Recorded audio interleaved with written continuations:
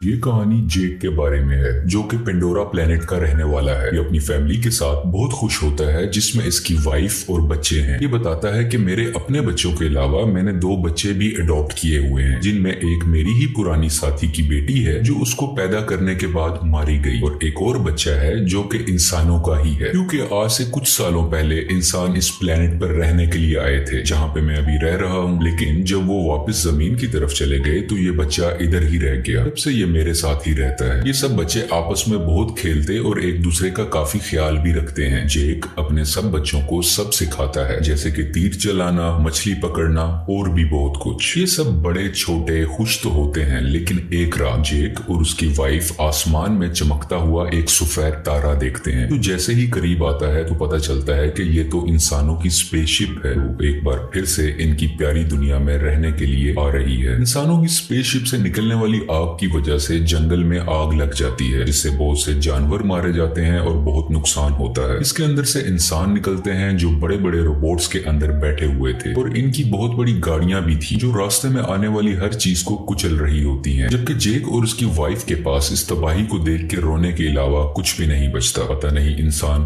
कब इंसान बनेंगे। खैर, अब लैब को दिखाया जाता है, जहाँ एक नीले रंग का इंसान जो बिल्कुल जेक और उसकी फैमिली जैसी शक्ल का लग रहा था, वो बेकाबू होकर उठता है और आसपास के लोगों को मारने लगता है। उसको उसके साथी कंट्रोल करते हुए बताते हैं कि आप हमारे कॉलोनल हैं, यानी कर्नल हैं, और आप इंसान ही हैं। हमने आपके मरने के बाद आपको मॉडर्न टेक्नोलॉजी की मदद से ऐसी बॉडी दे दी है जिस वजह से आप इस प्लेनेट में जिंदा रह सकेंगे। आप दिखने में इस प्लेनेट के लोगों जैसे ही लगेंगे, तो आपको फिक्र करने की कोई जरूरत नहीं है। इसी तरह बहुत से इंसानों को ऐसी बॉडी दे दी जाती है, जो कि हम इन कर्नल के आसपास खड़े लोगों में देख भी सकते हैं। दूसरी तरफ जेक और उसके साथी इंसानों को रोकने के लिए उनकी ट्रेन को तबाह कर देते हैं, जिसमें उनके हथियार और खाने का सामान जा रहा था। ये लोग खुद उड़ने वाले क्रिएचर्स पर थे और इंसानों के हेलीकॉप्टर्स को भी तबाह करने के बाद उनका सामान लूट लेते हैं। जब कर्नल को इस होने वाले नुकसान का पता चलता है तो वो जेक को मारने का प्लान करता है, क्योंकि जेक ही है जो नावी लोगों का लीडर है। बेसिकली जेक और उस जैसे दिखने वाले लोगों को नावी कहा जाता है। ये सभी वो लोग हैं जो जंगलों में रहते हैं, और इन्हीं ने ट्रेन पर अटैक भी किया था। लेकिन कर्नल की सीनियर ऑफिसर उसको बताती है कि हमने जब भी जेक के जंगल में अपने जहाज भेजे तो उनके उड़ने वाले क्रिएचर्स ने हमेशा उनको तबाह किया।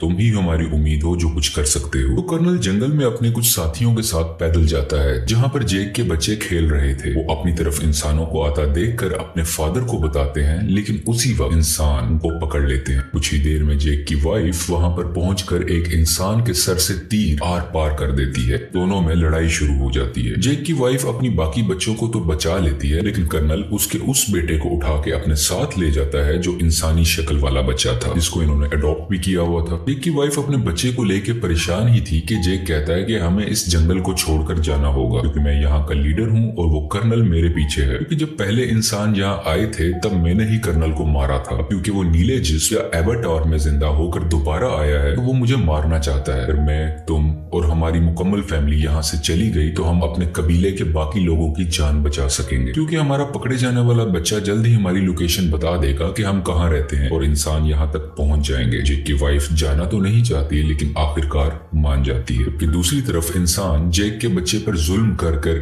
उसके घर का पता पूछ रहे होते हैं, लेकिन वो हिम्मत करता है और कुछ भी नहीं बोलता। तभी कर्नल आकर उनको रोकते हैं और कहते हैं कि ये इंसान है, तो इसे हम इंसानों की तरह बात करेंगे। ये उसकी तरफ दोस्ती का हाथ बढ़ाकर बताता है कि मैं तुम्हारा असली फादर हूँ, और आखिरी बार जब मैं दुनिया में आया था तो मैं जानबूझकर तुम्हें यहाँ छोड़ के गया था, क्योंकि मैं साथ तुम्हें लेकर नहीं जाना चाहता था। लेकिन अब मुझे एहसास है और मैं तुम्हें अपने साथ वापस लेकर जाऊंगा। जिस पर वो मासूम बच्चा मान जाता है कि ठीक है, मैं आपको जगह दिखा दूंगा। जबकि दूसरी तरफ जेक और उसकी फैमिली अपनी कबीले को छोड़कर अपने उड़ने वाले क्रिएचर्स पर बैठ के यहाँ से बहुत दूर चले जाते हैं कि कम से कम कहीं रहने को नया ठिकाना मिले और वो वहां पे रह सके। ये लोग पानी के पास रहने वाले नाविस के पास पहुंचते हैं। यहाँ पर रहने वाले लोग हैं तो इसी प्लेनेट के, लेकिन दिखने में सब्ज रंग के होते हैं। ये पानी वाले नावी शुरू में इनका मजाक बनाते हैं, जैसे कि वो कहते हैं कि इनकी दुम पतली है, इनके बाजू पतले हैं और भी बहुत कुछ। तभी पानी वाले लोगों का लीडर आता है और कहता है कि तुम जंगल के रहने वाले हो, तुम्हारी यहाँ पानी के पास कोई जरूरत नहीं है, तुम्हें कुछ नहीं आता कि पानी में कैसे सरवाइव करना है। लेकिन जेक जवाब में कहता है कि हम बहुत जल्द ही सब कुछ सीख जाएंगे और मेरी फैमिली के लिए मुझे आप लोगों की जरूरत है ताकि वो यहाँ पर सही सलामत जिंदा रह सके। ये देख के पानी का नावी लीडर मान जाता है और उनको रहने की इजाजत भी दे देता है। अगले दिन जेक के बच्चों को वहाँ के रहने वाले बच्चे घुमा रहे होते हैं, जबकि जेक का बेटा अपने बालों वाली चुटिया वहाँ के एक क्रिएचर से जोड़ता है। तो वो बहुत तेजी से पानी के अंदर तैरता है, जिस वजह से गिर जाता है और वहाँ के सब लोग हंसने लगते हैं। अगले दिन वहाँ के कुछ बच्चे जेक की बेटी को पागल कह रहे होते हैं। इसके अलावा उससे बदतमीजी भी करते हैं, उसको काफी तंग कर रहे होते हैं। तभी वहाँ जेक के बाकी बच्चे भी आ जाते हैं और उस तंग करने वाले बच्चे को मारने लगते हैं। तुमने हमारी बहन को ऐसा क्यों कहा? जब जेक को ये सब पता चलता है तो वो अपने ही बेटे को डांटने लगता है कि तुमने उसे क्यों मारा, वो यहाँ के लीडर का बेटा है, जाओ तुम उससे माफी मांगो। वो जब जाकर माफी मांगता है तो लीडर का बेटा अभी भी गुस्से में था और वो उसको धोखा देना चाहता था, बदला लेना चाहता था। कहता है कि चलो तुम्हें एक अच्छी जगह पर लेके जाता हूँ। वो उसे गहरे पानी में ले जाता है जहाँ पर एक खतरनाक मॉन्स्टर रहता था। वो उसको वहाँ पर जाकर अकेला छोड़ देता है और खुद वहाँ से वापस आ जाता है। कुछ ही देर में पानी के अंदर से तेज मॉन्स्टर आकर उस पर अटैक कर देता है, जिस वजह से वो डूबने लगता है और लगातार मॉन्स्टर उस पर अटैक कर उसको खाने की कोशिश कर रहा होता है। दोनों आमने सामने होते हैं। तभी वहाँ सबसे बड़ा मॉन्स्टर आ जाता है, जो छोटे मॉन्स्टर को अपने मुंह में डाल के पत्थर पर जोर का मारता है और उसको वहीं मार डालता है। इतनी ही देर में जेक का बेटा पानी में मजीद सांस नहीं ले पाता और डूब जाता है। जैसे ही उसकी आंख खुलती है तो वो देखता है कि सबसे बड़े पानी के मॉन्स्टर ने उसकी जान बचाई है और वो उसके ऊपर लेटा हुआ है। ये लड़का देखता है कि वो मॉन्स्टर बेचारा काफी जख्मी भी है, तो ये उसके जिस्म से कुछ लगे हुए हथियार निकालकर उसको सुकून देता है, जिससे इन दोनों की दोस्ती हो जाती है और वो मॉन्स्टर इस लड़के को उसके घर वालों के पास छोड़ के आता है। जब सब्ज कबीले वाले नावी लीडर को ये पता चलता है कि उसके अपने बेटे ने ही जानबूझ के हमारे मेहमान को मॉन्स्टर के पास मरने के लिए छोड़ा, वो उसको सजा देने लगता है। लेकिन जेक का बेटा कहता है कि आपके बेटे की कोई गलती नहीं है, ये मेरा आइडिया था गहरे पानी में जाने का, मैंने ही कहा था कि हम वहां चलते हैं। इसे देख के लीडर के बेटे को शर्मिंदगी होती है कि इसने मुझे बचा लिया, कि मैंने गलत किया था, मैं तो उसको मारना चाहता था। इसी चीज को देखते हुए वो अब दिल से इनका अच्छा दोस्त बन जाता है। जेक का वही बेटा सबको बताता है कि बड़े मॉन्स्टर ने मेरी जान बचाई, और सब दोस्त उसका मजाक बनाने लगते हैं और कोई भी उसका यकीन नहीं करता। अगले दिन ये दोबारा उसी बड़े मॉन्स्टर के पास जाता है और जाके बहुत ज्यादा एंजॉय करता है। वो दोनों आपस में बहुत खेलते हैं, जबकि कर्नल जेक की तलाश में अब तक फिर रहा था। तभी उसको इन्फॉर्मेशन मिलती है कि जेक अपनी फैमिली के साथ कहां जा सकता है, लेकिन अभी भी एग्जैक्ट इन्फॉर्मेशन नहीं थी, इसलिए मजीद ढूंढना पड़ रहा था। कर्नल ने वहां के उड़ने वाले कुछ क्रिएचर्स पर अपना कंट्रोल भी कर लिया था, जैसे कि वहां के रहने वाले लोकल नावी लोग उन क्रिएचर्स को इस्तेमाल किया करते थे। सब इंसान जेक को ढूंढने के लिए निकल पड़ते हैं और एक जजीरे यानी आइलैंड पर पहुंचते हैं, जहाँ के लोग कहते हैं कि हमने कभी नहीं देखा जिसकी तस्वीर तुम हमें दिखा रहे हो। कर्नल को इन सब की बातें झूठ लग रही होती हैं, तो वो इन लोगों के एक क्रिएचर को मरवा डालता है। कर्नल का बेटा उसे समझाता है कि ये लोग कुछ नहीं जानते, ये सिर्फ मछलियां पकड़ते हैं, इन्हें छोड़ दो, ये कुछ नहीं जानते। तो कर्नल भी अपने बच्चे की बात मान लेता है, लेकिन जालिम इंसान फिर भी जाते हुए वहां आग लगवाकर उनके रहने की जगह को जलवा देता है। इस तरह और भी जगहों पर जाकर बहुत से मासूम नावी लोगों को मारने लगता है। सबसे बहुत कुछ पूछता है, लेकिन इस वक्त तक उसको जेक का पता नहीं चलता कि वो कहां पर गया।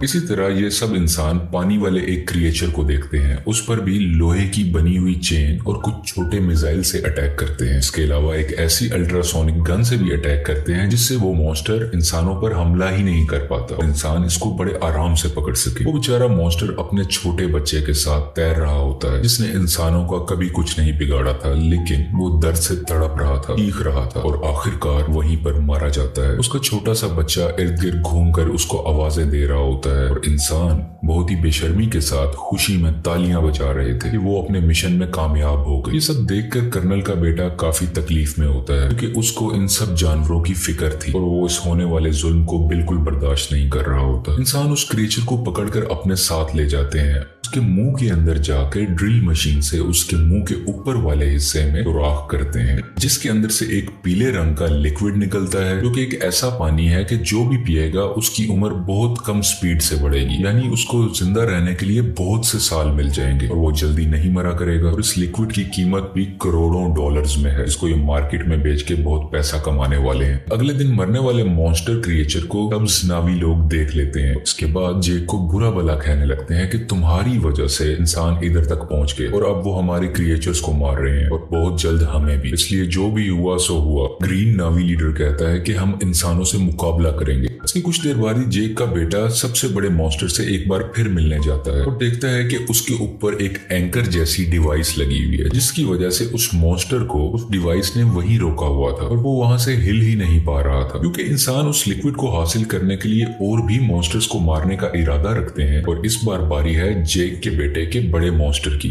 जो साइज में भी बहुत बड़ा है और उसमें से लिक्विड भी बहुत ज्यादा निकल सकता है। इसलिए इंसान अब इस मॉन्स्टर को मारना चाह रहे हैं। बेटा और बाकी भी उसके पास होते हैं, जबकि इंसान इस तरफ बढ़ रहे होते हैं। कर्नल भी इन बच्चों को वहां दूरबीन से देख लेता है। जेक और लीडर को पता चलता है कि उनके बच्चे खतरे में हैं और वो अपने हथियार उठाकर उन्हें बचाने के लिए निकल पड़ते हैं। बहुत मुश्किल से बच्चे बड़े मॉन्स्टर से वो डिवाइस निकाल देते हैं, जिस वजह से मॉन्स्टर वहां से आगे तैरकर निकल जाता है और बिल आखिर उसकी जान बच जाती है। लेकिन इंसान फायरिंग करते हुए अभी भी बच्चों का पीछा कर रहे होते हैं। यहाँ पे लीडर की बेटी मरने ही वाली होती है तो जेक का बेटा उसका हाथ पकड़कर अपनी तरफ करके उसकी जान बचा लेता है। लेकिन थोड़ी ही देर में बच्चों को बड़ा सा जाल डालकर पकड़ लेते हैं और अपनी शिप पर ले आते हैं। कुछ देर तक बच्चों के पेरेंट्स भी यहाँ आ जाते हैं, यानी कि जैक वहीं रुककर देखता है कि उनके बच्चों को शिप के आगे कर्नल ने बांधा हुआ है। कर्नल कहता है कि अगर बच्चों की जान बचाना चाहते हो तो शिप पर तुम सिर्फ अकेले आओगे। जेक सबकी बेहतरी के लिए अकेले जाने का फैसला करता है। तभी जेक के बेटे का सबसे बड़ा क्रिएचर दोस्त पानी के नीचे से एकदम से ऊपर आकर इनकी शिप पर चढ़ जाता है और अपने हाथों